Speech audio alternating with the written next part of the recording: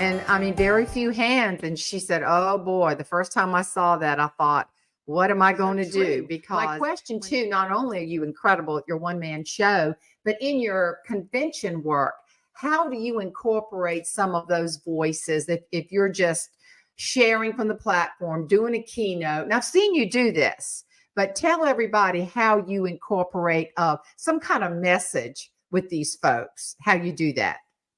Yeah. So years ago, I put together a keynote speech because I saw that someone like Jeannie was getting, I mean, here's the thing. I would perform the show at the convention where Jeannie was the keynote. There's humor in everything, right? So, Right. so she would just bring humor to, if they would say, well, we can't have you, Jeannie, she'd say, well, she'd say, well, what's the theme? And they'd say change. And she says, to have change, you need to have humor. So like she could like fit it into anything.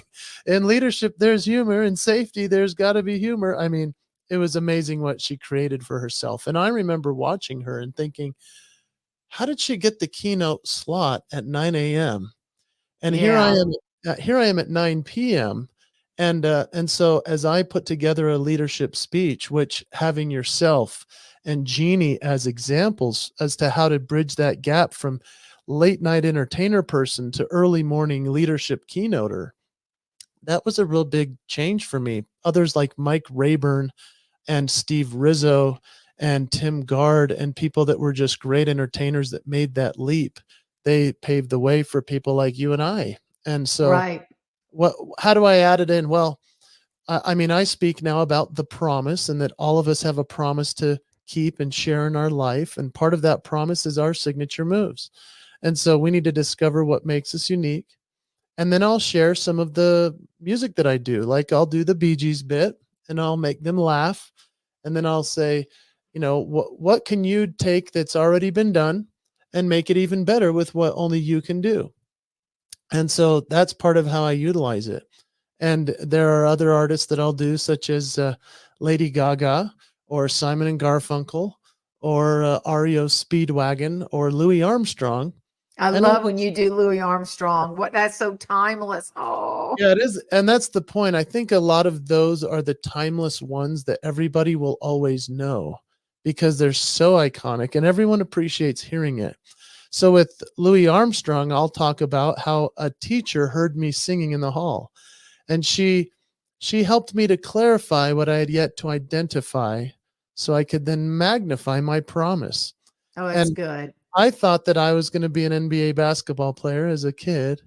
And my teacher heard me singing and said, nope, you're not a basketball player. You're a singer. And she heard me Wow. singing in the hall and she played Louis Armstrong for me and said, can you do this voice? Because she realized I could do the sounds of people's voices. And I heard his voice and automatically I could sing it. And I went, Wow. and I think to myself, what a wonderful world.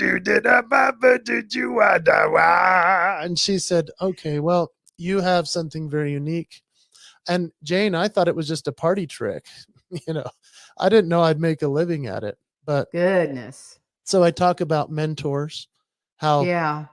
leaders and other people can usually see what we don't see we have. And so within Mm-hmm. that is a promise to make sure that you do that in your leadership, to promise to find the greatness in others. So it's a nice entertainment piece that supports the powerful message.